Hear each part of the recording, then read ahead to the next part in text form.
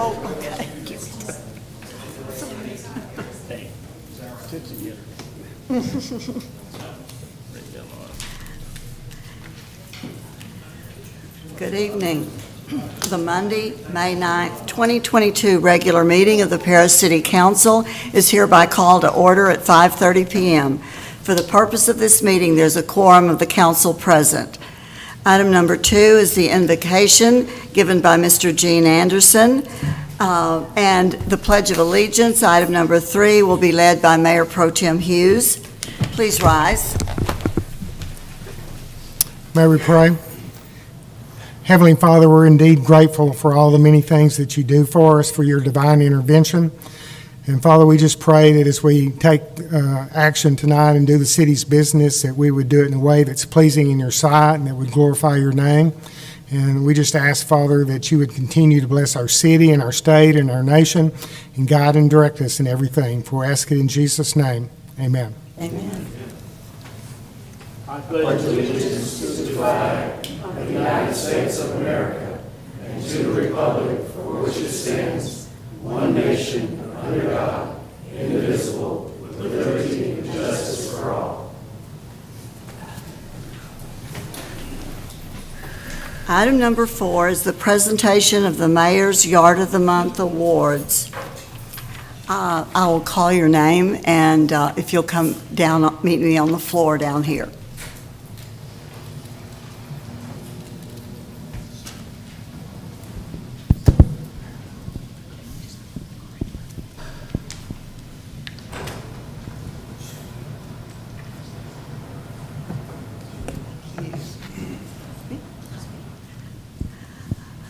It is an honor to be able to recognize these citizens tonight for the beauty that they're helping to bring to Paris. The first award is to Lamar National Bank, and we have Mr. Greg Wilson, Lauren Wilson. All right, and the Daughtries, would you come up?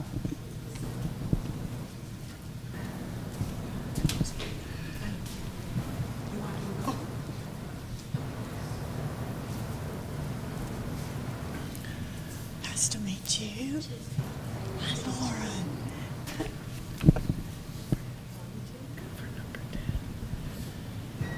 Thank you. Congratulations.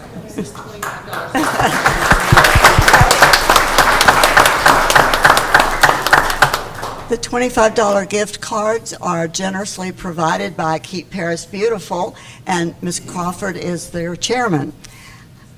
Number 2 is Ms. Chris Holso, and she is from my council district, District 7. Good to see you again. Thank you. Congratulations. Thank you.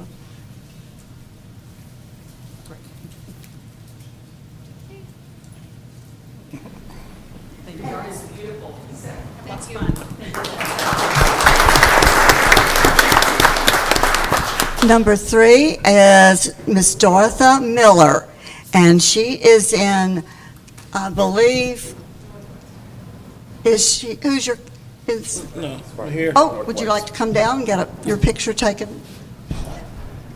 Congratulations. I'll let your councilman get here.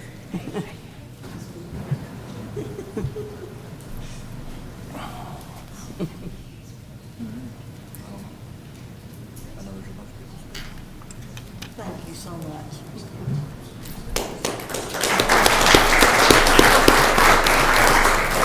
Next is Miss Ruth Ann Alsobrook, and I don't see her. Oh, there she is. Okay, great.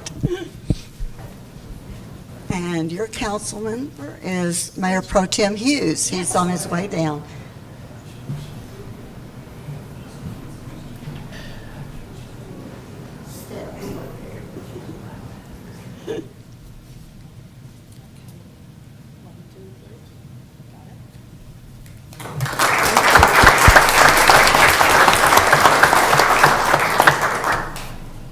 Next are Mike and Pat Roberts.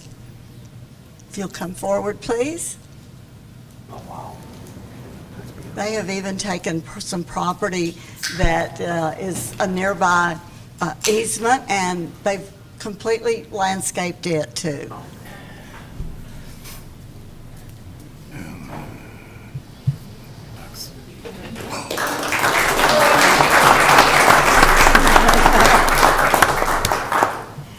And is Miss Green here? Ellen Green? She's on her way, she's gonna take care of another, but she's on her way now. You want to Sure we can. accept it for her? Okay. We can get her picture with us some other time. I keep the list. This is for the, oh, okay.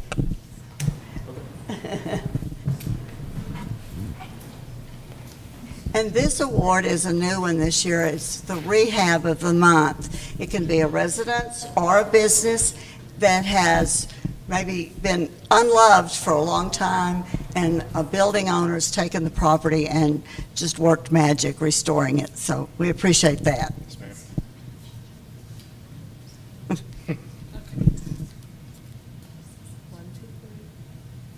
Thank you.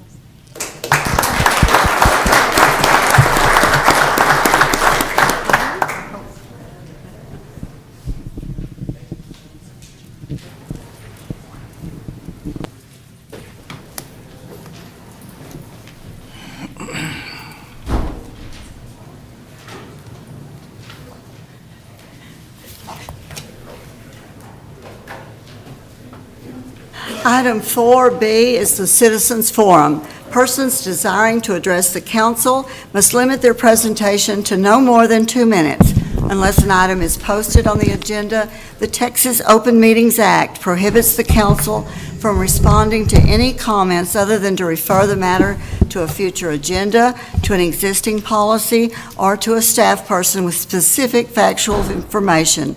Claims against the city council members, or employees, as well as individual personal appeals, are not appropriate for citizens' forum. If necessary, the city council may convene into executive session under Chapter 551 of the Texas Government Code regarding any item on this agenda. The public forum is now open. Is there anyone who wishes to address the council? Please come forward and state your name and address for the record. My name is Sims Normand. I live at 606 Church Street, and I am here to encourage you to support the rental registration and vacant house registration for residential rentals in the all-historic overlay district. Had I been the one naming that, it would have been a bit shorter. You know, for our community to grow, we need new dollars. One way we can get new dollars is for the EDC to be successful in retaining our jobs and bringing new jobs. Another way we can generate economic growth is to have tourism dollars. And if we have an attractive historical district, that will encourage people from the urban areas to come spend the weekend here, spend their dollars in our motel, hotels, and short-term rentals downtown. So I ask you all please to support this item. Thank you. Thank you, Mr. Normand. Anyone else wishing to come forward? Seeing none, the Citizens Forum is now closed. Item number 4C is the consent agenda. Items on the consent agenda are approved by a single action of the council, with such approval applicable to all items appearing on the consent agenda. A council member may request any item to be removed from the consent agenda and considered as a separate item. Does any member wish to remove an item? All right. If not, is there a motion to approve the consent agenda? So moved. A motion and a second. All those in favor, please say aye. Aye. All opposed, say no. Motion carries unanimous. Item number 10 on the regular agenda, receive presentation from North Star regarding the branding and marketing project. Mr. Path? I'd like to introduce to you Will Ketchum. He is our representative tonight for North Star Branding and Marketing. As you are aware, we've been working with EDC and Chamber on a very exciting project to develop a unified marketing branding strategy for the city of Paris, one that all three branches will utilize together. And so we've contracted with North Star to guide us through this process. They are here all this week doing interviews, one-on-ones, as well as focus groups. You will all be participating one or the other. And so tonight, Mr. Ketchum will give you kind of a brief overview of the project, of the program, and what this week in stores. And so I will turn over to Mr. Ketchum.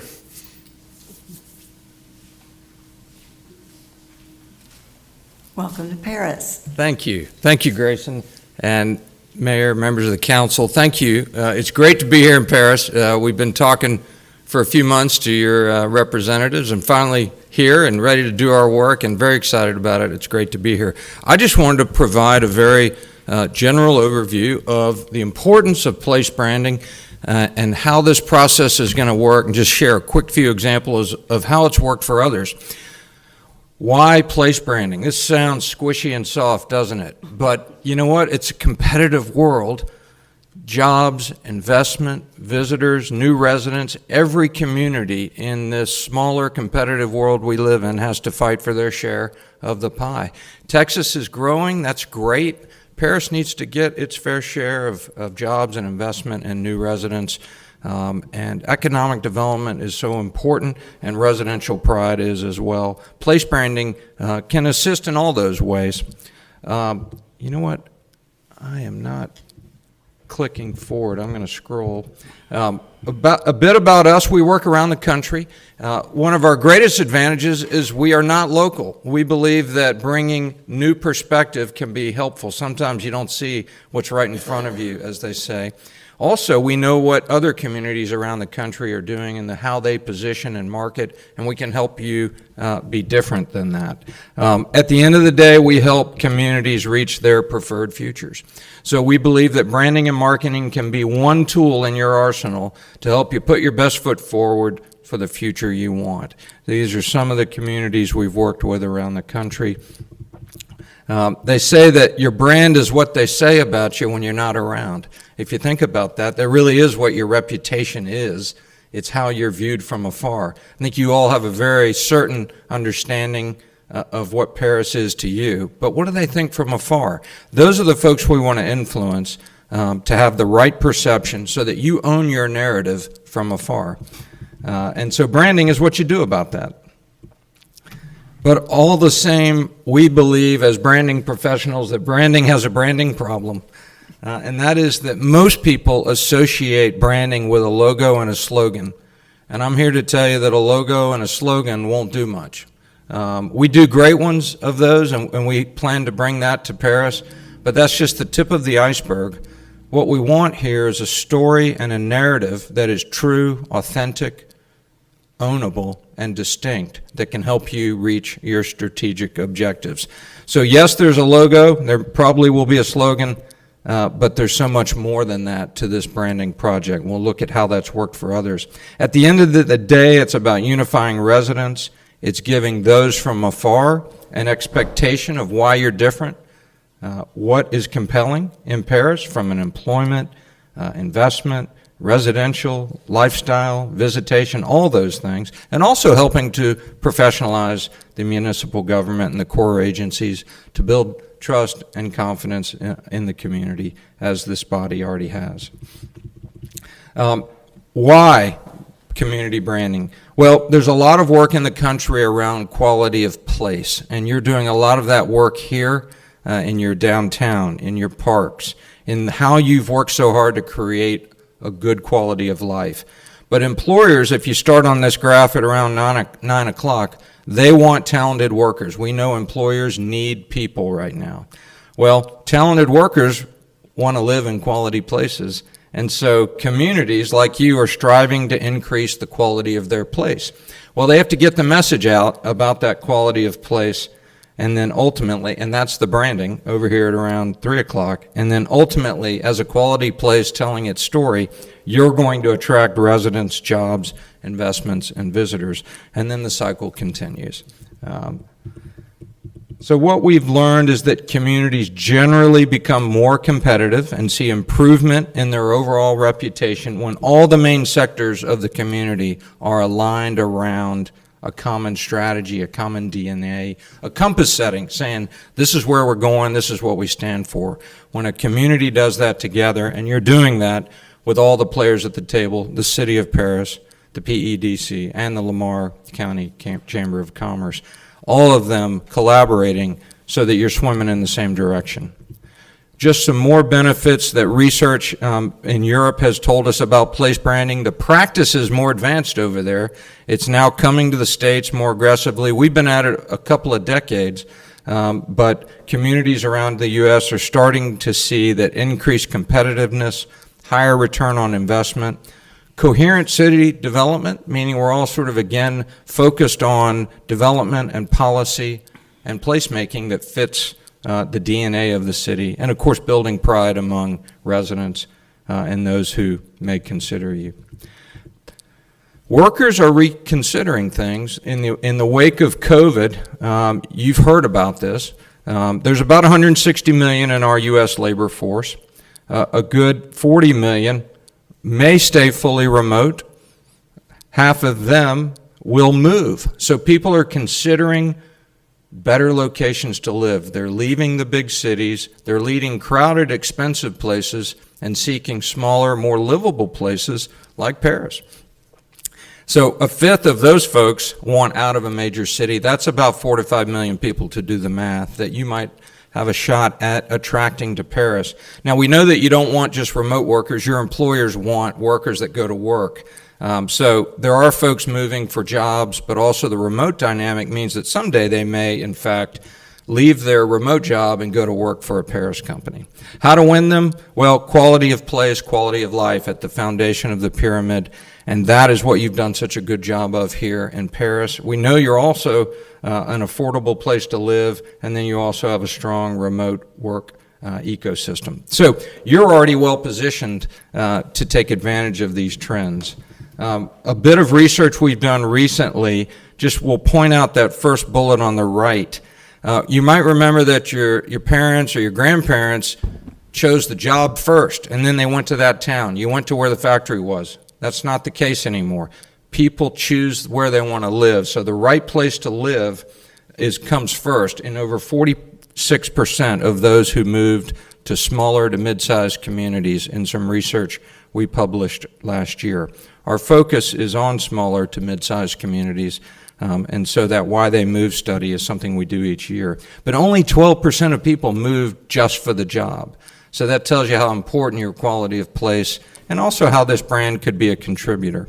A little bit about our approach. 3 key pillars: resident engagement and research. That's why we're here this week. We're going to meet with as many people as we can. We're going to talk to as many people as we can. Focus groups, depth interviews, touring. Hope to talk to so many folks and experience and drive and see everything. A process to build stakeholder consensus. This is important, that we have a visible process. We don't go behind the curtain and come back in 9 months and say, ta-da. This is a process that is very open and transparent, and that we want to bring the community along with us on the journey. And so that is how we build consensus and also inclusiveness into this process. It's not a secret process. And then, of course, unique creativity and activation plans. That might seem what the project's really about, but those other 2 pillars are really important. The process in more depth looks sort of like an hourglass. At the center of the hourglass is the DNA and strategy formation. That's where we're going to stop and do a midpoint. This is about a 8 to 10 month process you see here represented, these 5 key steps. We're going to stop at the midpoint and agree together on this DNA and strategy before we get into the creative. And the DNA is really a statement of what you stand for. What is Paris, Texas, the center of the universe of? That's what we'd like to figure out together. Then we get into the creative aspects of it. Wanted to just share a few examples of how the work has impacted others. In downtown New Orleans, you know that Katrina came in 2005 and dealt quite a blow. They wanted to rebuild their downtown, attract the creative class to the downtown area, the entrepreneurial spirit, And this downtown NOLA branding and marketing was very effective for them. Over $4 billion in investment followed in the years after that launch. Columbus, Indiana is a small town, about an hour and a half southeast of Indianapolis, about in the 30,000s, not dissimilar to Paris in size. Cummins Engines was based there, and their founder in the 50s really believed in architecture, and he built some beautiful structures. Sounds like your downtown, which has some beautiful architecture. And they decided finally they needed to leverage that architecture. So Unexpected, Unforgettable became their branding. There's a much longer story, but it led to some great economic development gains. You can see there that they were one of the top locations for economic development in the U.S. And they've actually grown in population since then. So it's worked well for them. In Fayetteville, North Carolina, they have Fort Bragg, the largest U.S. military base in the U.S. We share this because this is an example of a community that collaborated, and we guided them just like you're doing. You can see the city, the county, the chamber, the EDC, downtown, the Arts Council. They all came together, and they wanted to expand their story beyond the military. They were an army town, a military town. You know those types of towns, and it's a tough tag. It's a great base for your economy, but it's hard to live beyond that reputation. And what we saw was a spirit there of service, generosity, and readiness that extended well beyond the military, and so Can Do Carolina became their theme, and America's Can Do City. And that's worked very effectively for them, helping them to be more than a military town. And you can see how those messages apply. We leverage what they have in the military, but we try to help them build beyond it. And then just moving along in out west in Bakersfield, California, that's probably Southern California's less shiny city. San Diego and LA get all the glory. Bakersfield suffered a reputation issue. Some of the smog from LA makes its way up into the lower Central Valley where Bakersfield is. They had one claim to fame, the Bakersfield Sound. If you're country music fans, you might know that in the 60s, Nashville got a little silky and orchestral. Think Patsy Cline, beautiful music, but guys like Buck Owens and Merle Haggard said, we like a gutsier, more hardscrabble brand of country, and they took their own music out to Bakersfield and created the Bakersfield Sound. I bring that up because there's a famous element, just as your name is famous and the Eiffel Tower, and the question becomes, do we or don't we leverage that little piece of cultural history?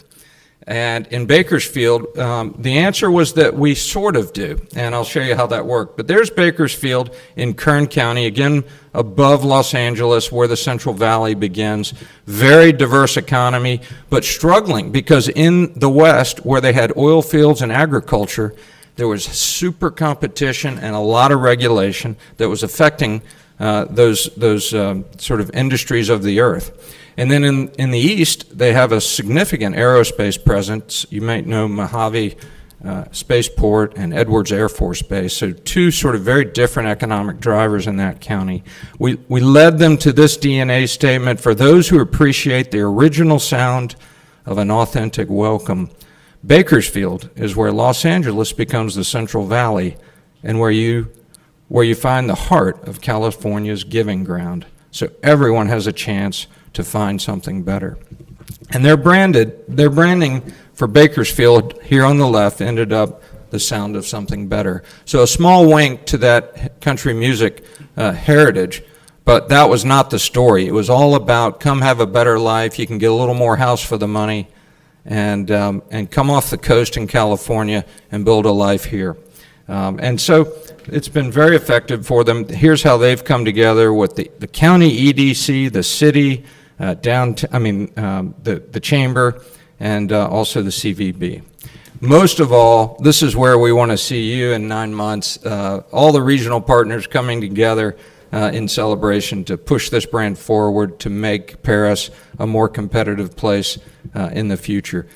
I'll tell you that the branding is fun, but this is when we really succeed, when we inspire actions and behaviors in the community. What we would love is to see your residents run with this idea on their own. So up in Marshall, Minnesota, a very remote small town, 14,000 people, home of Southwest Minnesota State University, also has an agricultural-based economy. Their brand was cultivating the best in us, but we saw that the Brow Brothers Brewery created a branded beer in Providence, Rhode Island, which we branded the Creative Capital. They had a contest to see who could devise the most creative trash cans. Instead of just issuing standard city trash receptacles, they made a creative contest of it. And so that exuded that creative capital. In Greene County, Wisconsin, they make beer and cheese, and they stamp everything that comes out of there now with their county badge. And then in San Diego area, the 78 corridor, you can see how the business community got on board with the branding. That's Hobie Cat, who now has it at their entrance. What about results? That's what really matters. Every community has different objectives. We're going to work with your core team, Maureen, Grayson, and Paul, on the objectives we want to achieve. It might be economic development and new job growth. It might be residential growth, tourism. It could be all of the above. We'll work toward that, but that is a focus. This is not a feel-good. It's a business endeavor. And I'll stop there and open it to questions. I appreciate the time, and we're glad to be here. Thank you, Mr. Ketchum. Any questions? We're all going to have a chance to visit with you one-on-one. Looking forward to that. Yeah, just a quick comment. I know Mayor Pro Tem Hughes and I have sat in on some of the presentations that you guys have given, and man, really, every time I see your presentation, I get a new idea or something new that pops out to me from what you guys have done in the past with other cities. And I'm just really looking forward to seeing what you guys come up with after meeting our citizens, after hearing the groups and the folks that have been chosen to kind of have their voices heard within the community. I hope that you pick up on the individuals that are not heard with a broader scope of what we are. Why are we united as citizens of Paris, Texas, right? But I'm very much looking forward to this opportunity to see this happen, and I think it's much needed. As I've traveled throughout the United States for different reasons and in business opportunities, I've seen cities really blossom into another entity.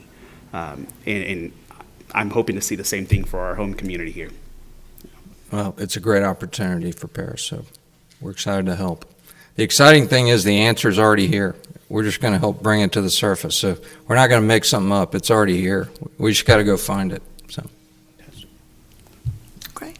Thank you very much. Okay, thank you. Item number 11, discuss and act on a resolution approving an economic development and residential tax abatement agreement with Ronnie Enns, doing business as Enns Ventures LLC, pursuant to the city's 5 and 5 Housing Infill Development Program. Staff? Good evening, Mayor Pro Tem, members of City Council. I am very pleased to be before you this evening with all kinds of great news for new development and activity in the city of Paris. First up, on item number 11 tonight, I am pleased to invite for Ronnie Enns to be back. You recall Ronnie Enns appeared before you on property on Northwest 7th and Henderson, where we approved a waiver of some liens and so forth. We are now bringing forward his 5 and 5 infill housing development program for 5 new duplexes on this property, as well as 2 duplexes on Northeast 10th Street. And I'd like to invite Mr. Enns back to the podium tonight to talk a little bit about his house product and what it is that he intends to do. Staff is supporting this request, and we'll have a little bit more overview and statistical update on the 5 and 5 program and how things are rolling so far with it. Mr. Enns? Hi, thanks. Yeah, I mean, I'm just looking to bring some more places for people to live out here, some more places for people to rent something that's not in need of repairs, something that's clean and affordable. And so I think this is a good opportunity as an investor to work together with the city to try to make something work for everybody. So I appreciate your consideration. Thank you. No, his general contractor will be Smallwood Construction. I don't know if Mr.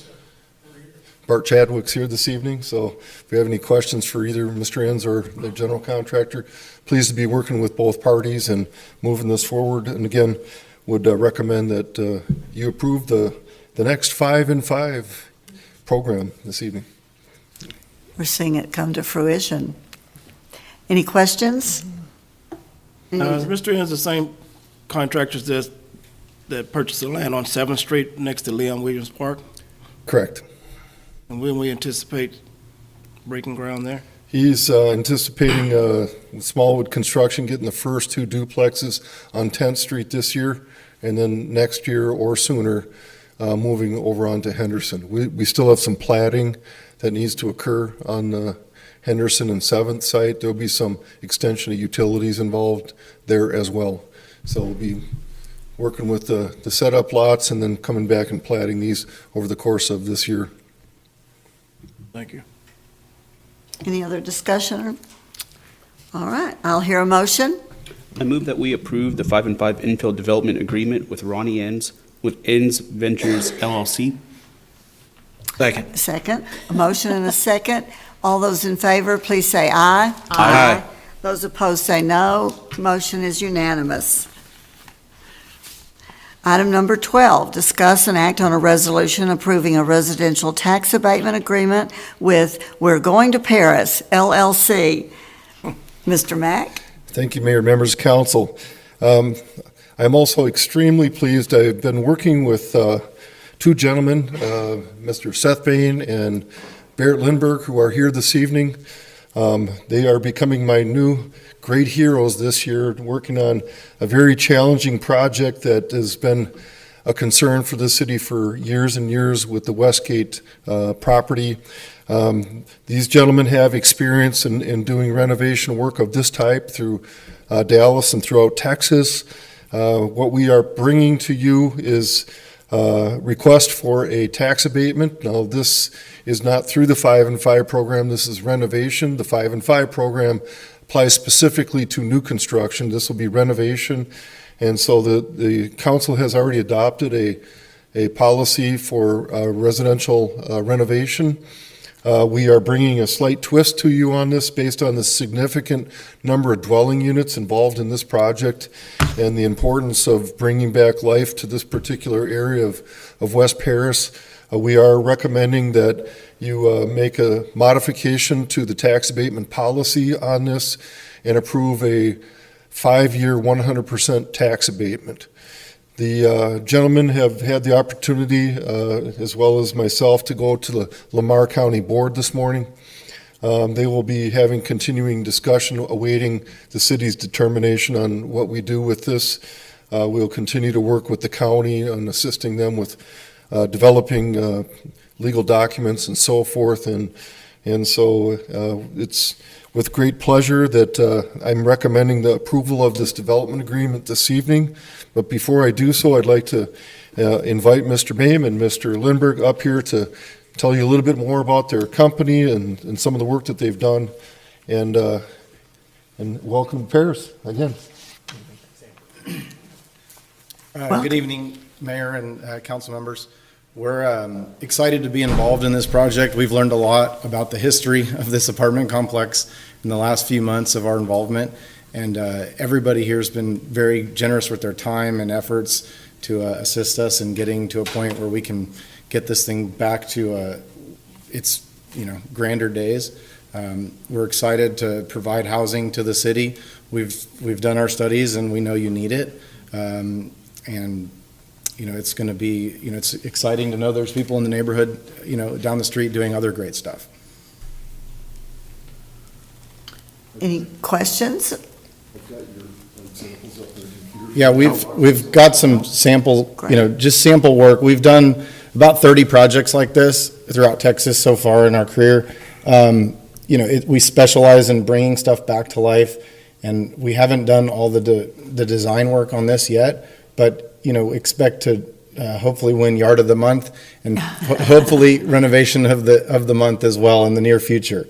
The the project will be, very clean and safe and affordable. I do like the landscaping. Yeah, I do too. I'll say that this isn't, Westgate isn't part of my district, but I know it's very close. It's in my district. It's in Mayor Pro Tem Hughes' district, but whenever I got on council, this is the first thing we had talked about, and we said, man, we're right there next to each other. Our goal is to figure out something. And I know that it's switched hands a couple of times, but man, this is amazing. I know Mr. Mack had told us a little bit about you guys and your involvement in previous projects. And if this is anything like what Westgate's going to look like, hey, West Paris is about to boom.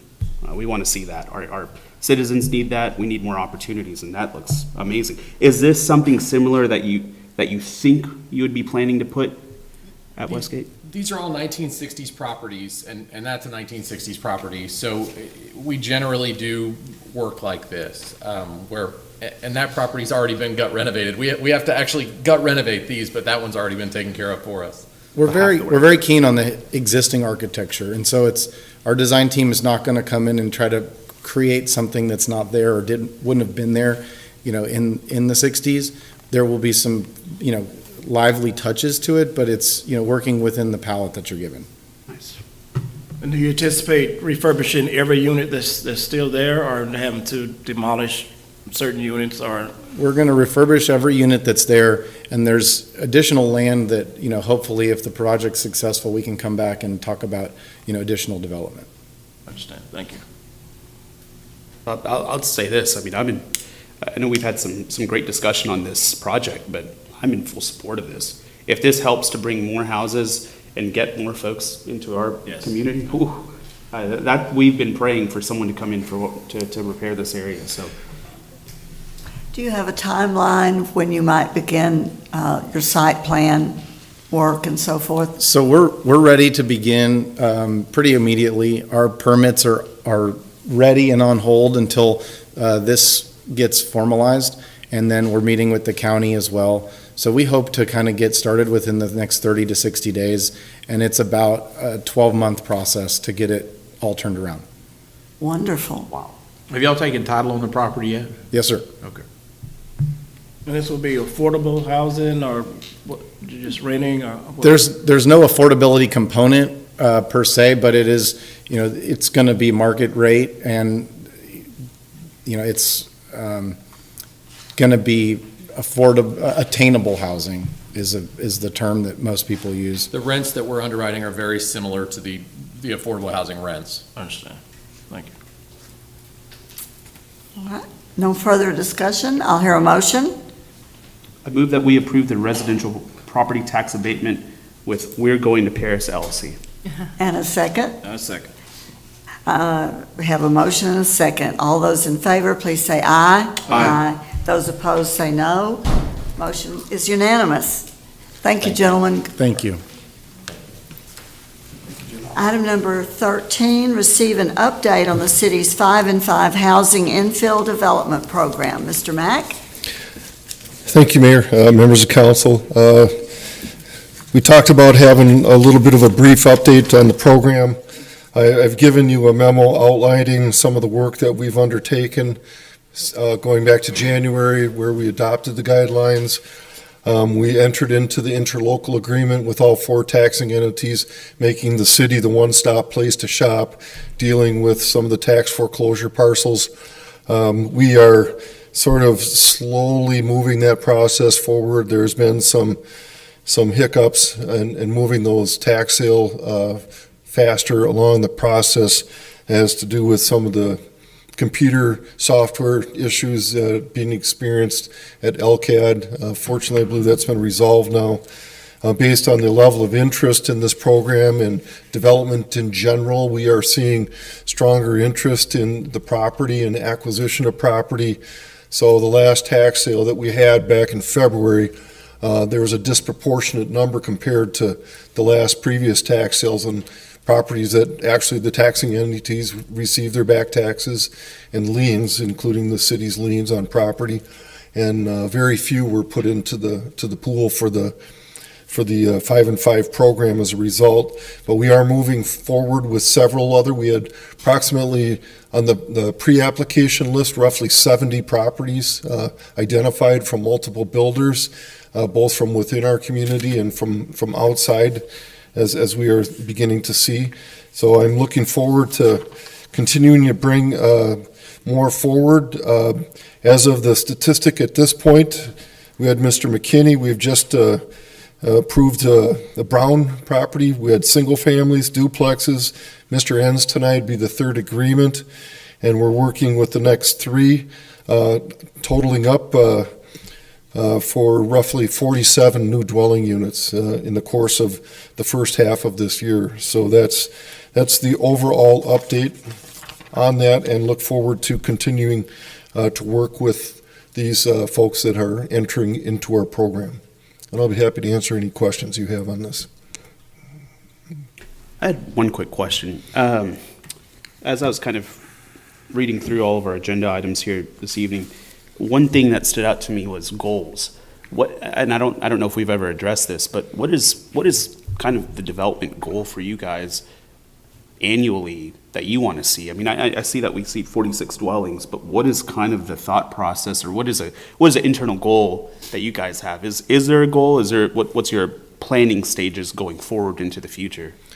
Well, if we add these 47, and I believe we will have more this year, to the 110 that will represent Westgate remodeling, we're adding several new dwelling units, over 150, over 160, possibly even as many as 200 over the next year to get started with permits and construction this year and in next year. So if we were to attain, a couple, 100 a year new, I think that would be very attainable and realistic goal. Fantastic. You said there were 3 other developers. Who is that? Do you have them? Currently working with Habitat for Humanity. They will be coming forward. Also with Skylar Burchnall for construction of a 10-plex in which would be Southwest Paris. And Austin Sugg for our fire department. That'd be 5 duplexes, 1 apartment, duplexes, single family, so a mixture of all types of housing. One other question, I'm sorry. The other thing that I was going to ask, and I think I alluded to this, I had this question the first time we talked about 5 and 5 a couple months ago, or finalizing 5 and 5. The marketability of it, is there a component that you guys may implement in the future for marketing for this? Because I know we had, like Mr. McKinney was from out of town from McKinney, and we have a few folks, obviously, or majority of these folks actually from, I guess, within our community.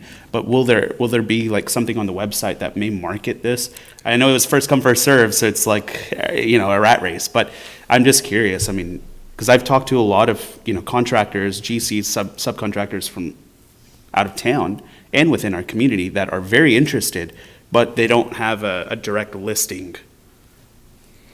There it is, right up on the website. Perfect. Okay, great. We've also developed a brochure. It just gives the basics information about it, along with what we developed for our retail incentive. So we're definitely have information we get out. I continue to receive calls weekly on this program. We are attracting interest from around the region, and it's exciting. There is a lot of interest in the program. Again, it's not a quick fix. It's going to be a long haul on this to really see the potential that this program holds, I think, for the community. Mr. Hughes, did you want to speak to this? Oh, yes, and also, If you'd come forward, please. we've also been working closely with Mr. Andrews, Parish Urban Development, and we have, actually, one house should be ready to start next month, 2 months, and then we have 2 properties that we just found out that were zone commercial. So we'll be coming back forth to get that changed over. So in the next 90 days, we're looking to have we're doing affordable homes, single-family affordable homes. So looking forward to working with the city on that. And Mr. Hughes represents one of the pre-contractors on the list, Yeah. preparing for moving forward, so. Yeah. So we went out and purchased, since the hiccup happened with that, we just went out and purchased outright 7 properties to start building on with it. Great, So thank thank you. you. Yes. Thank you, sir. Any further questions or comments? Well, yes, of course, there's a comment from me. I just think this is a great thing, and I really appreciate you, Andrew, and your vision in bringing this around. I just see this as revitalizing our neighborhoods that are deteriorating rapidly, and I think this is going to help turn that around. Hope so, anyways. I agree. Starting to see the successes. I believe we're well on the way. All right. Item number 14, receive a quarterly update as to the status of the vacant building registration. Mr. Mack? Thank you. For this item, I'd like to invite Robert Talley and Sherry Bedford up to the podium to join me on this one. This particular item has really been a team approach. Just before my joining the city, can you find your presentation? I'm not sure exactly where we've got that. Our city manager had kind of retooled my department and how we are working to address the vacant building ordinance that was adopted back in 2018. In your packet, we have a parcel information of some of the statistics, a little bit of a look at how things have gone over time. And I think at this point, what I'm going to do is indicate that we are moving forward in a positive fashion. This is something that we continue to do on an annual basis, and there are funds that are coming into the city as a result of this registration. We believe that it is having a positive effect on redevelopment, in particular in our downtown. We are seeing some success stories that we're going to share with you tonight. And I think with that, I'm going to turn it over to Sherry Bedford to kick off our presentation. So I was here when we first started the vacant property registry and was excited, and we had several people came in support of it. So it started in April of 2018. And I've recently created, with the help of a consultant, a downtown map, and we've identified that we have 197 parcels in downtown. That includes vacant lots, not just buildings. So I don't have the exact count of the buildings, but I know we have 197 parcels. In 2021, there were approximately 38 buildings on our vacant building list. I'll make this go. Okay. So just to give you an overview of what downtown looks like from the sky, the 10,000 view, you can see in this area we have our downtown historic district commercial. Okay, this does not include the residential. And then here's a little look of a downtown map that kind of gives you a little bit of what's going on with the infill. When you see the pink color, you see domestic, and we have some residential. The black represents our vacant properties that we have right today.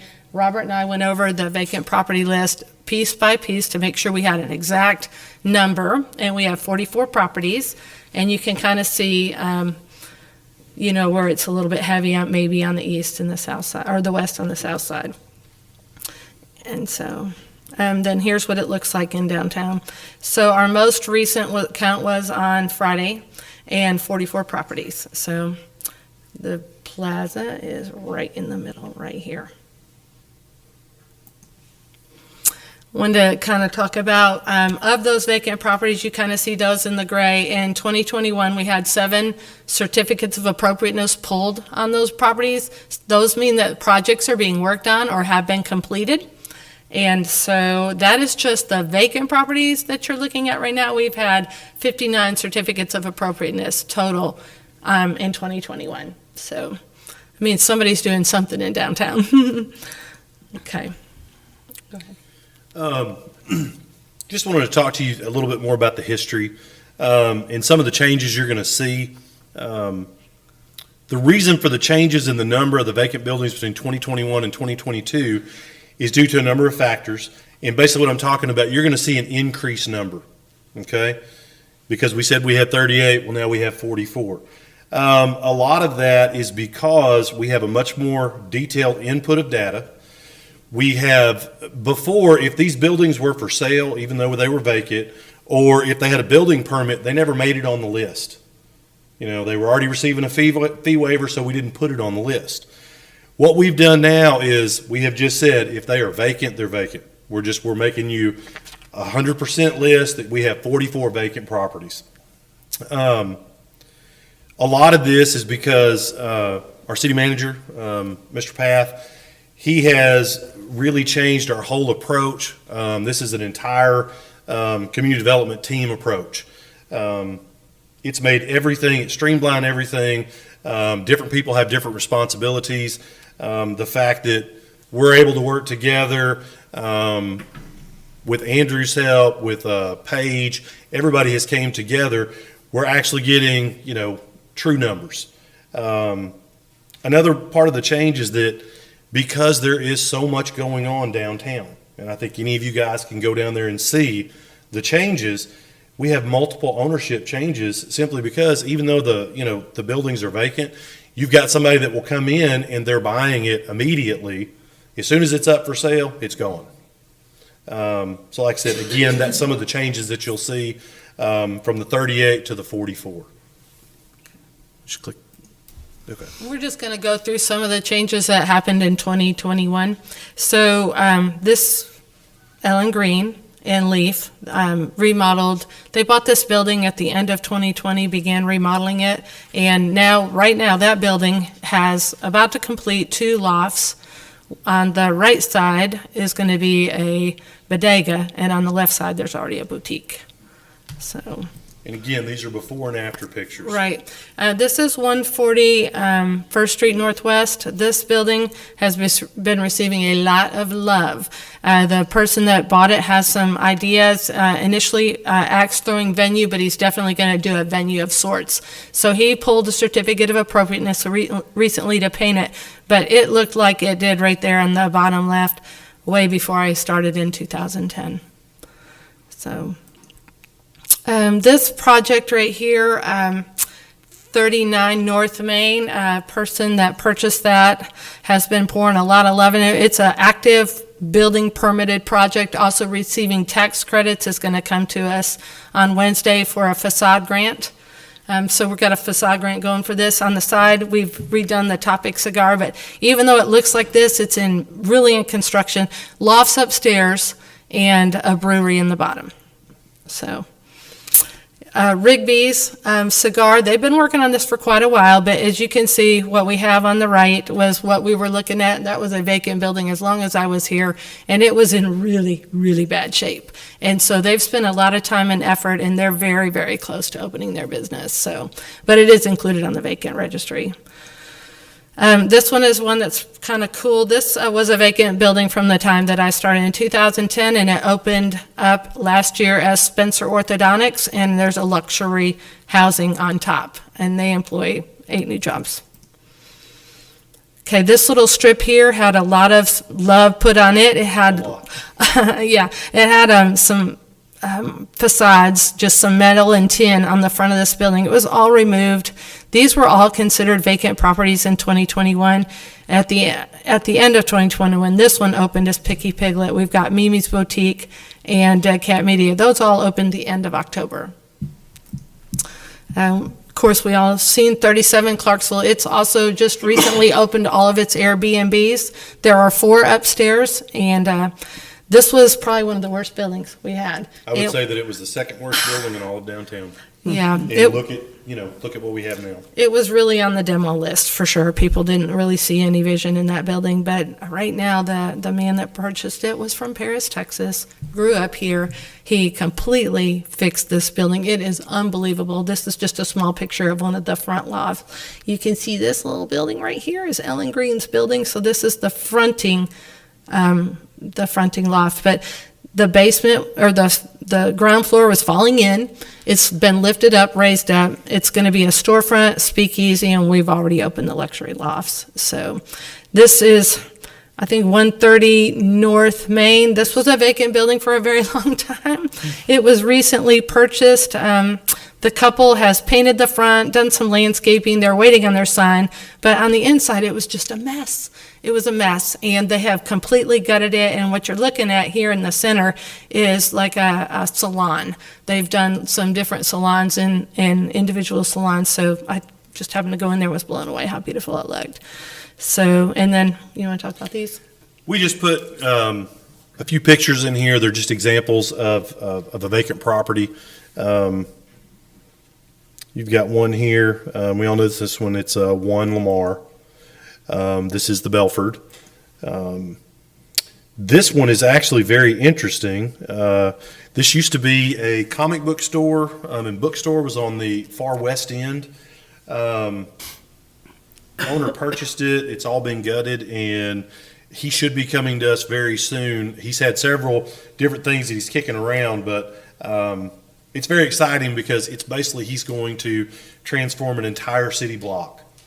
You know, those buildings cover the entire 200 block of Bonham, and, you know, he's going to work on the entire thing. And he has come to us to discuss, you know, the fee waivers and things like that, but his project probably isn't going to start until next year. So he is one of those that understood the reason we have the vacant property registry and is willing to work with the city on that. But this whole block, he's got a lot of plans for it, so that's really all I have. You want to talk? Great. I guess the one thing I want to also mention, we're going to change a little bit. We're going to revise.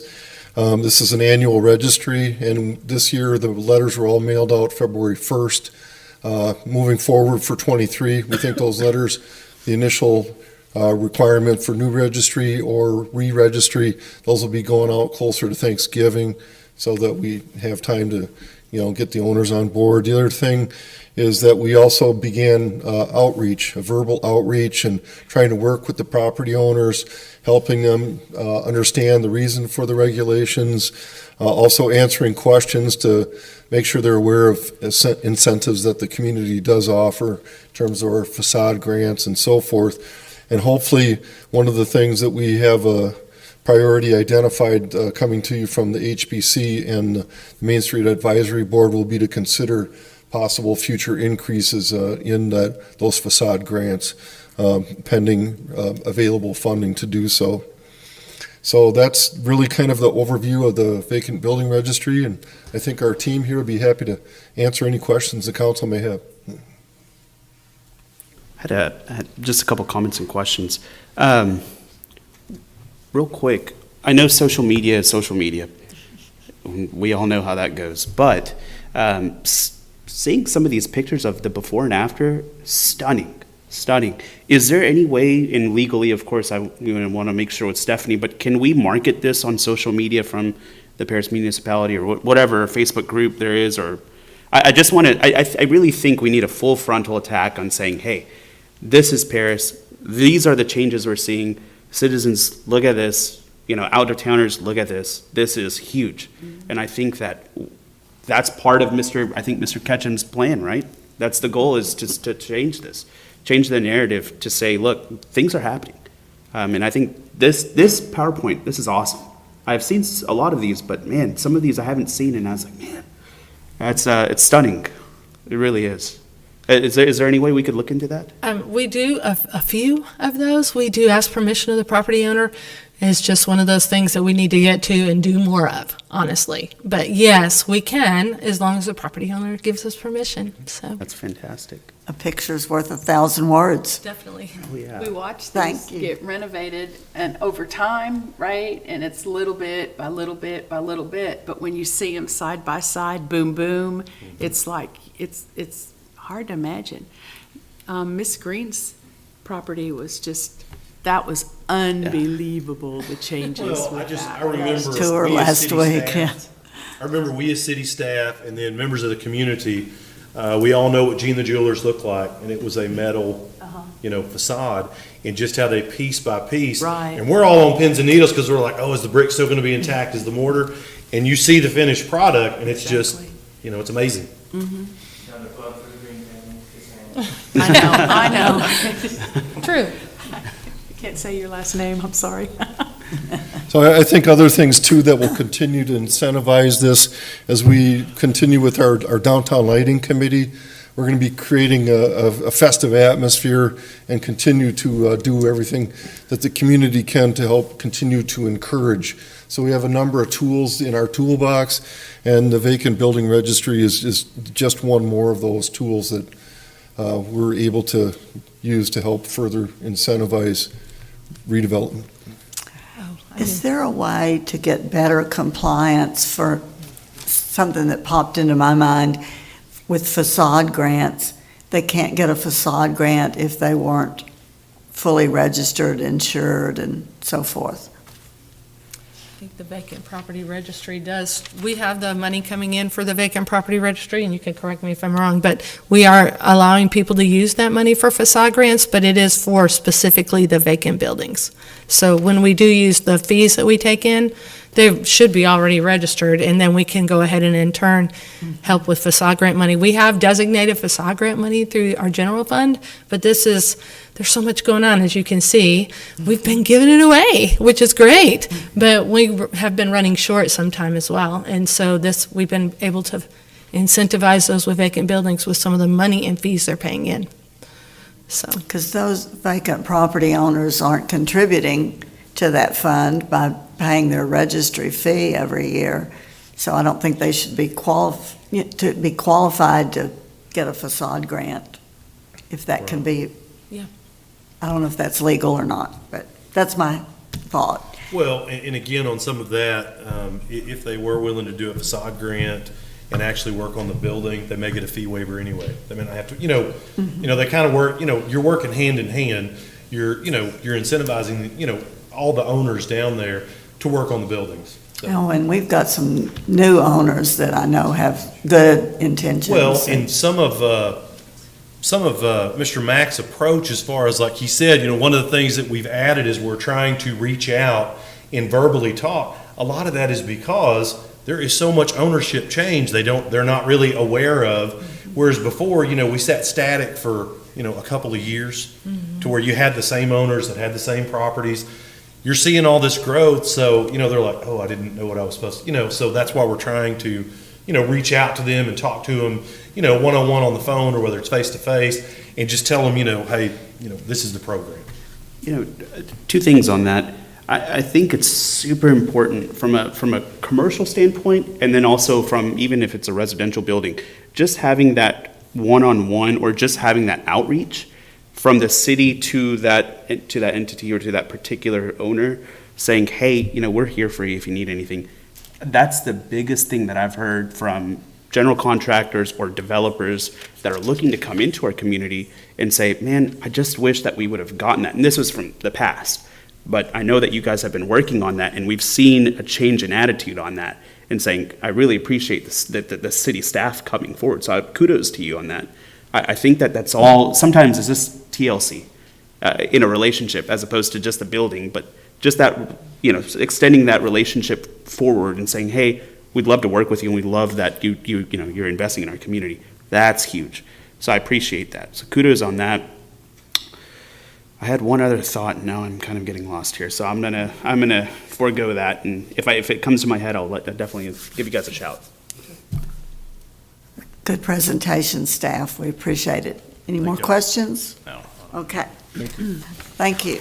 Item number 15, discuss and act on an ordinance amending the Code of Ordinances, Chapter 4, Article 4.02, Construction Codes and Standards, Article 4.03, Section 4.03.004, Building and Standards Commission established, proceedings, civil penalties, Article 4.04, residential rental property maintenance, Article 4.05, vacant buildings, and amending Appendix A fee schedule. Mr. Mack? Thank you, Mayor, members of council. I'm going to refer to this one as almost the birth of a child. This has been about a 9-month effort right now that we've been working on.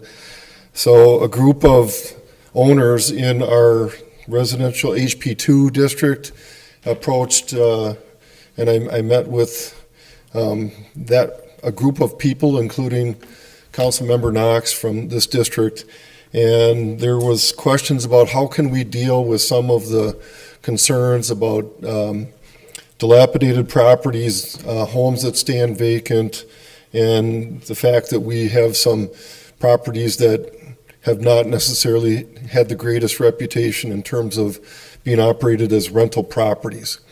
So what we are bringing to you this evening as a result of this group effort, you heard at the Citizen Forum a comment. We received several positive comments when this was presented to the Historic Preservation Commission, as well as efforts as a part of creating this within the context strictly of the historic districts within the community. We have hired a new assistant building official in my department who started late last year. I'd like to invite James Hooten to the podium here with me tonight, and also the team approach. We're going to bring Mr. Talley back again here. This is something that we are looking to roll out upon adoption of this ordinance. It's going to serve two basic purposes. Number one, it's going to give us a little bit more definition in the vacant building. We've had some nuances in terms of the downtown. Do I have to register? Don't I have to register? Is there a fee waiver eligible? Isn't there? So we're clarifying a couple of those in there, but we're also adding the vacant residential properties within the historic district overlays. You saw the map earlier that Sherry had up on the screen. All properties within the historic overlay district, this will apply to. So we will begin registering through this ordinance those vacant residential properties and hoping to provide further upkeep and maintenance of those properties as well.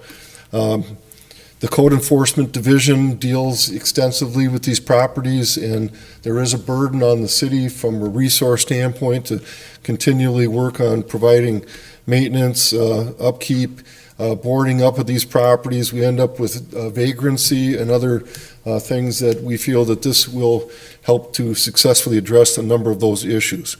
The second component will be a brand new rental licensing program whereby we would register properties as rental.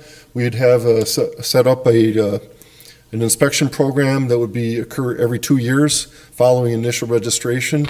We're dealing basically, all we're looking at doing here is addressing basic life safety needs of these rental properties. Are there smoke detectors? James is going to cover some of the items in the checklist that we'll be looking at. And so a very basic, straightforward life safety type inspections that we'll provide as a part of this. We've identified roughly in advance with some study approximately 55 properties that may potentially be eligible as a rental occupancy that would fall under this program, and we'll talk a little bit about how we'll implement that. And how we intend to do that is through adoption of basic life safety design considerations, and those are spelled out in the International Property Maintenance Code, and we will use that as a basis for conducting inspections. So I think with that, I'm going to turn it over to James and let you walk through what we've set up so far. All right, thank you. Mayor, Council, thank you for your time. If this is approved this evening by the council, what you see in front of you is a brochure that we will mail out to potential landlords. Along with the brochure, there will be... Is there page 2 on this? No. On the back side of it, it will have a short version of the checklist that we will be doing inspections with, and it will give just a brief discussion. We will also be sending out a letter to the landlords with this brochure where they can get registered with the city, and it's $55 for every 2 years. And like Mr. Matt said, we will do biannual inspection every 2 years.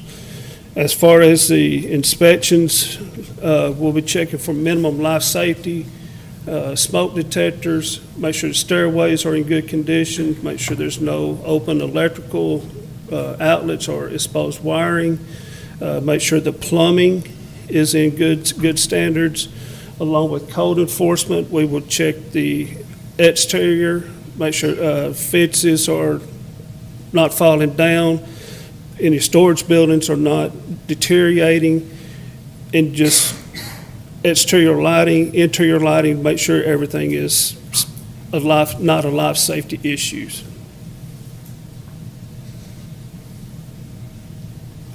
And again, on your screen, you can just see our checklist there. And then here is the letter that we have come up with to send out with the brochure to the potential landlords. Is this going to be similar or parallel to our rental code enforcement that we have now outside of the historical district? So this actually will amend that section of city code. That portion of the city code applies citywide, and really our only enforcement measures there are upon complaint basis, and it's for two things. It's for hazardous electrical and gas fittings and issues with gas appliances inside the structure. They're on complaint basis only. This program won't apply citywide. Again, this will be just to historic districts. And I thought our rental deal applied citywide. I thought it was also like doors and windows and It you is. couldn't have plywood and. It's ingress, egress, and you are correct. It was a very pared down, it was just structurally, does it have holes in the roof? Yeah. Do the doors work? So this If one's they a- have water, will the toilet flush, things like that. This is a little bit more inclusive, yes. Okay. Those also are not set up on a routine basis. Right. This will be established as a routine basis. There's a very nominal fee that will cover the inspection of the property once every 2 years with their re-registration. Again, this is coming to you as a very strong recommendation from the neighborhood in which this will help address a number of concerns. And again, also comes to you as a strong recommendation from your Historic Preservation Commission that met on this back a month and a half ago, I believe was in March. I had two callers from the historic district that contacted me because they couldn't be here tonight, but they support this very strongly. If you'll come forward. Sorry, I didn't want to interrupt you guys. I'm just speaking on behalf of support of this as someone that's built two brand new, really nice homes, and then seeing two houses down from me, a house that hasn't been lived in decades, and there's mice that run around from the tall grass, which was mowed yesterday for the first time this year. So I'm total support of this. If we want to see change that we've seen in the commercial side, unfortunately, this is a requirement. It'd be nice if people just did what they were supposed to do, but unfortunately don't. I know kids that live in a house beside me, close to me, in the historic district that don't have outlets in some of their rooms and don't have toilets that work. And this individual is allowed to rent this out to these people, you know, and there's houses up the street that the windows have been missing for 2 months. And, you know, that is unacceptable. And there's people living in them right now. Really nice historic homes. Gary and Vicky Blackshear also told me to shout and say they're totally in support of this as well. Thank you, Mr. Hyder. All right, thank you. Any more questions or discussion? Well, I have a comment. Please. I have a statement, I should say. All right, Mayor Pro Tem and fellow council members, I'm asking you for your continued support in the protection of the historic Church Street District and our other historically designated areas throughout Paris by adopting further protections for the property owners that make up these historic areas. The single-family owner-occupied home owners in the Church Street Historic District neighborhood are extremely sensitive to government overreach, but by choice we live in these historic districts and are already heavily regulated. We are proposing further regulations as protections for these single-family owner-occupied homes from the encroachment of the deterioration that we see happening in the neighborhoods around us. The fees associated with the vacant and rental property registries, I understand, will go towards facade grants for homeowners who improve the facades to their homes and other beautification projects within the district. I hope you will consider adding this to the arsenal that will help provide us some protections from these encroaching deterioration, like the city's 5 and 5 program and the intensified efforts with the tax attorney, Tracy Pounders, to attempt to get some homes revitalized before they hit the Buildings and Standards Commission. In fact, we've already started the process of saving one of the oldest homes in Paris on 3rd Southeast from the fate of the Buildings and Standards Commission. So I hope that you will consider the passing the vacant building and the rental property registries proposed tonight here. Thank you. Thank you, Ms. Knox. Any other discussion or questions? Mr. Path? I'd like to also add in here, as you know, the last 2 years, we've been working hard to fairly enforce codes across our community, and they're there for a good reason. And they're there to create safety, but also to give our residents a reasonable standard of living. And the International Property Maintenance Code is just that. And I've read the code. I've read the International Property Maintenance Code. And so these things, they are not burdensome. And they're there to just give basic expectations for livable conditions for individuals here. And so we've recently seen situations, as we saw even last week, of conditions that are deplorable for people to live in. And we need to stop that in Paris. And so I think these codes will be a good tool for us to work in this part of the community to help give our tenants some good conditions there, at least minimum expectations. And so I'd like to encourage you to approve this. I'd like to thank our men and women in our departments who have worked hard to guide this to tonight. So, thank you. Thank you. Could we potentially see this go outside of the historic districts also? And that would be my question as well. That is obviously a controversial topic there. It is my recommendation that someday we get to that point. And so as your city manager, I would recommend that we do work toward that at some point. I don't think we're there to that point yet. We've come a long ways in 2 years, and we still have more ways to go. But I think we need to try this out and see how it works, and then keep moving from there. Not wanting to drink out of a fire hose, but definitely we need to look out for our citizens. That's huge. And I think starting this in our historic district, absolutely, you're spot on. But the goal, I think, is to make this citywide. So one day, whether that be sooner or later, I hope that happens. Absolutely. I have lived in a smaller city than Paris that had this type of ordinance. The inspections, a small fee to cover the cost, doesn't really cover it, but helps. And it was very successful. At first, it did not include apartment buildings, only single-family or multifamily housing, low density.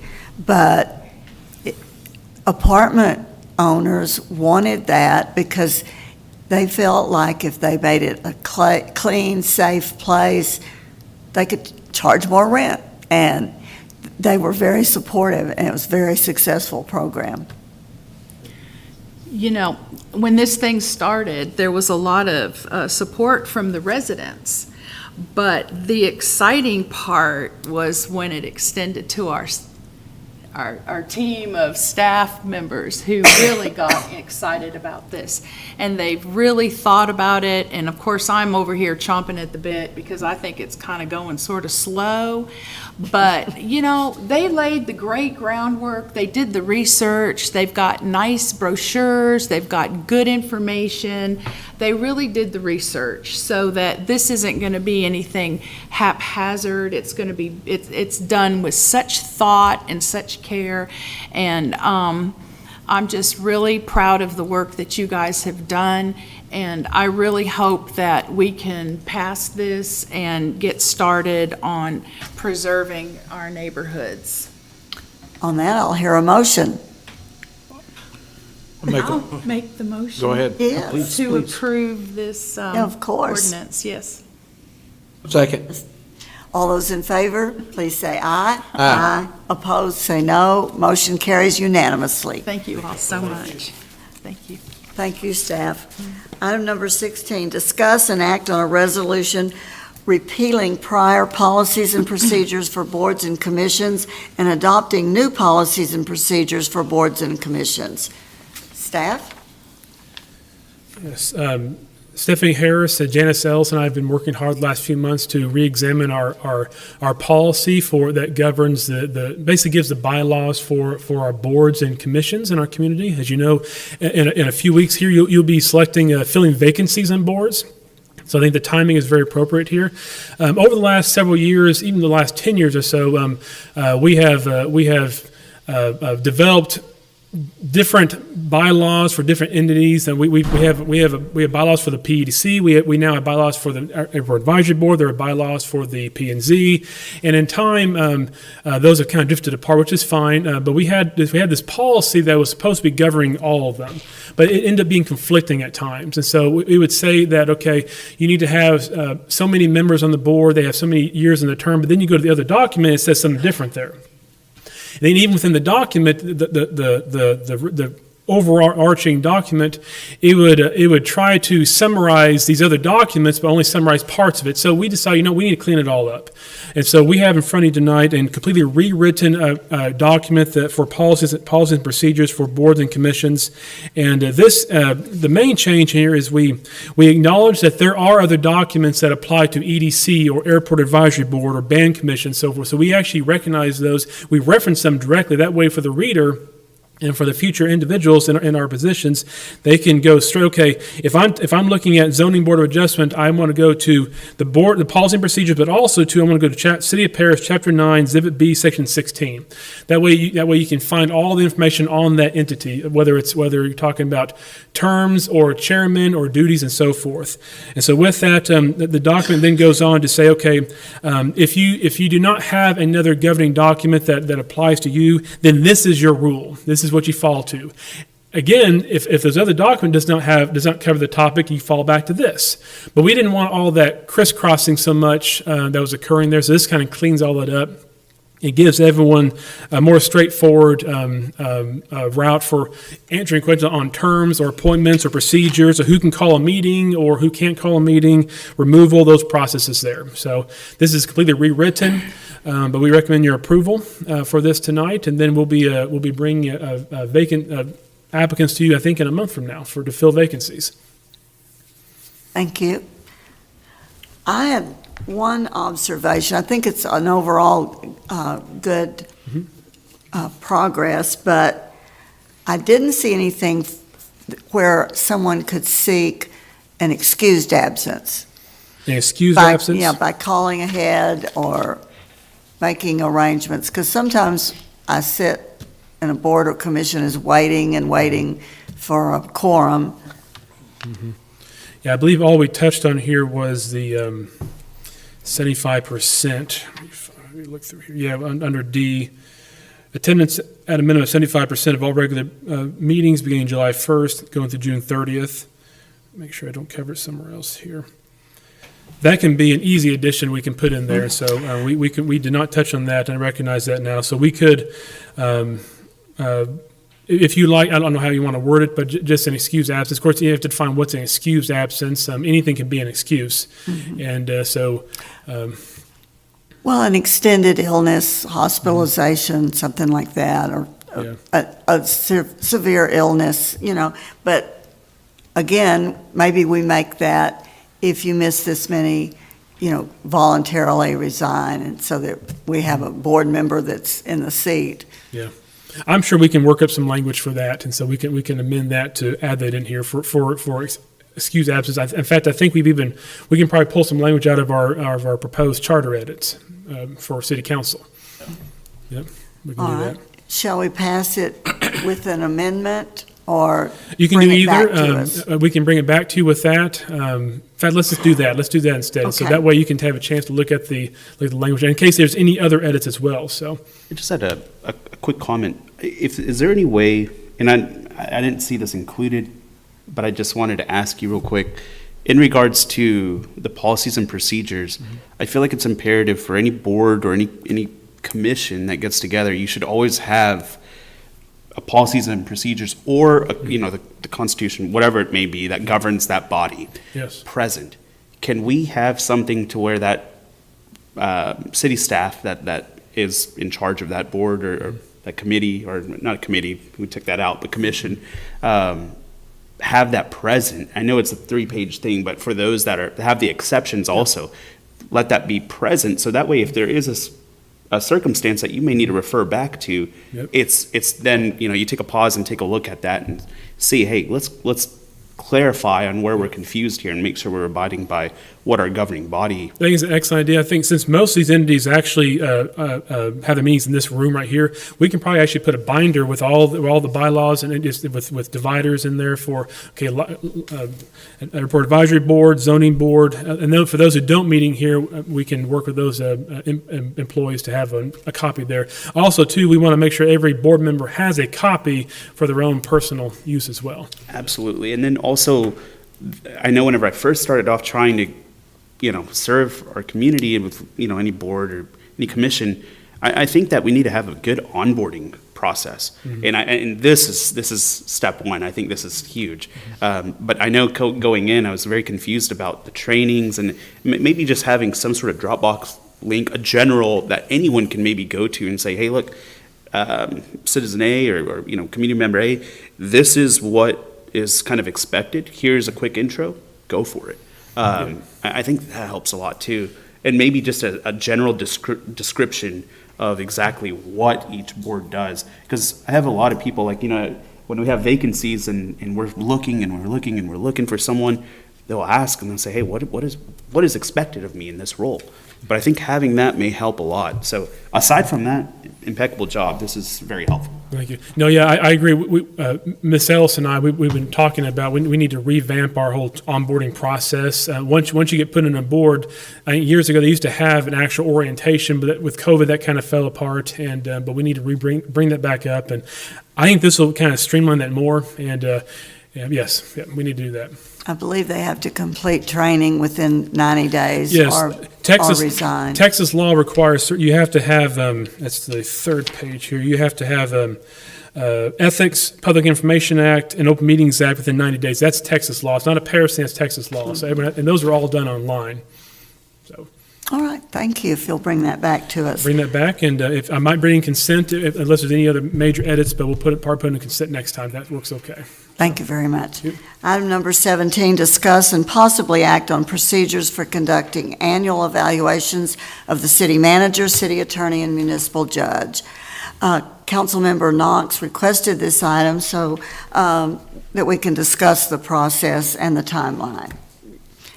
Last year, the process was that Mayor Pro Tem Hughes and Councilmember Pankaj volunteered and to look into that. And is there any interest in doing that? And then bringing us something at the next council meeting, May 23rd, I believe. The only question I have before I volunteer on that is, did we like the setup? Did we like the forms and everything that were put together? Was that good with the council? We used two of the forms, city attorney and municipal judge, that we've used for as long as I've been on the council. And Mr. Path found a form that he liked, and so he used that. Is there any other, like, I guess, any other advice on other forms, or are we cool with those forms? Are we good with those forms? I like the forms. I don't have a problem with the forms. If the person that we're evaluating has some input, that would be great also, as Mr. Path, had input in his. I think that would be great. I also would like to see more council members participate in the, individual evaluation process. I know that in years past, people have been uncomfortable because they've just come on and they really don't understand and that kind of thing, and that kind of puts it kind of puts us in an awkward position, you know, to have a united front. I think when we had started the process, we each evaluated separately, and then there was a meeting where there were some averaging gone on so that there would be one document presented to the employee so that we had a united front instead of having here's mine, here's mine, here's mine, and oh, well, I didn't feel, you know, and here's mine, here, you know, and that kind of thing. One document is easier to represent one voice from the whole, you know, council. I don't know, it worked for a little while, and I don't know how you all feel about that, but I kind of liked that. So for clarification, are you saying like, for example, we use a form of last year. Let's just say if we were to volunteer again, send those back out to each council member, they fill it out, send it back. Right. Tally it up, Yeah. and then just get one finalized one with all 7 members' notes and everything on there, questions, comments, any concerns on there, plus the ratings.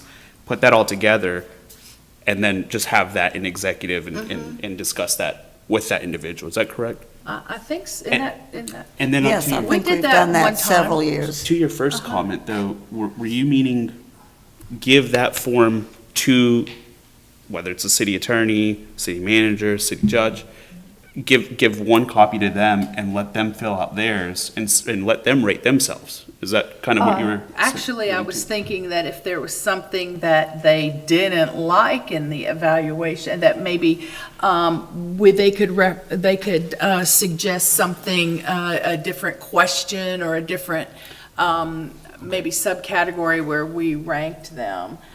They could maybe have make a suggestion on a change. I mean, I think we would be open to that. I think that's just my thought on that. I agree, but maybe before we submit the final form, could we get their input, each individual's input that we're rating, and make sure that, hey, any comments that you want to add, or any questions or whatever to the form that you want to add or subtract or amend, let us know by this meeting date, and then that way we have something to go off of. Because I think there was something on the judge's evaluation that didn't even really apply to what he did. And Wasn't even appropriate. I we don't were think. very We curious as scratched to that about last year. that. And so I was just thinking, I really liked the fact that Mr. Path had some suggestions on his, and I thought, wow, because we had done a thorough search of all kinds of different evaluations, and we ended up with what we ended up with, but all of a sudden he had one that was just stellar. Yeah. And I would like to see, if the other employees have a suggestion on things that we could do to improve theirs. And then we have to get comfortable in that role as well. It's not comfortable, but it's part of what makes them a good employee as well, is getting feedback. Would anyone be opposed to putting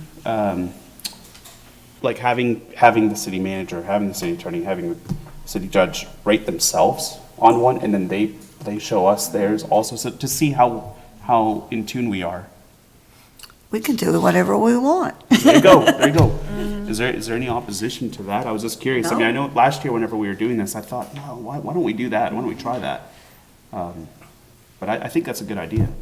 I know I do that with my staff. Great. So. Well, are there volunteers that would work all that up for us and have suggested dates for those? I don't think we want to do them all on one night, but maybe we do. That would be a recommendation. I don't mind volunteering. I don't know about dates, but I don't mind volunteering. That's fine. Maybe I think as a council, maybe we could come up with some dates and obviously with all due fairness to the individual that would be, rating, we make sure, in evaluating, that we make sure that it lines up. But I know budget workshops are coming up too, so I want to be fair in executive session, make sure we have a good time. Mm-hmm. Anybody else volunteer? Well, we have 2 council members that are absent, so we need to see if they would like to. But if Okay. not, we'll keep it. All right. I will contact the other council members and see if we have some volunteers. And item number 18, convene into executive session pursuant to Section 551.087 of the Texas Government Code. One, to discuss or deliberate regarding commercial or financial information that the governmental body has received from a business prospect that the governmental body seeks to have locate, stay, or expand in or near the territory of the governmental body, and with which the governmental body is conducting economic development negotiations. Or two, to deliberate the offer of a financial or other incentive to a business prospect described by subdivision 1 as follows: Project Athens. The time is 7:04, and the city council will now convene into executive session. That one way over.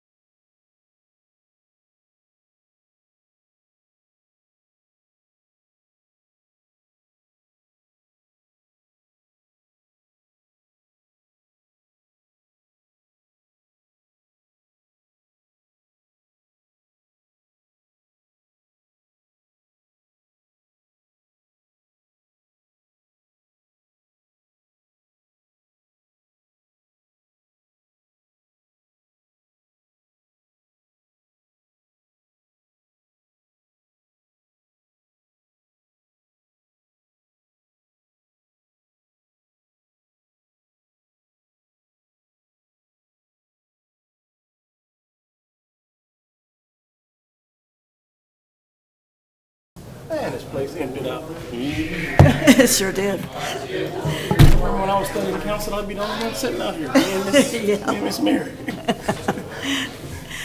Item number 19, reconvene into open session and possibly take action on those matters discussed in executive session. The time is 7:20 PM, and the city council is now in open session, and no action is required. Item number 20, consider and approve future items for city council and our city staff. Yeah, anyone have anything? No, ma'am. All right, I'll hear a motion and a second for adjournment. So moved. All in favor, aye. First, second.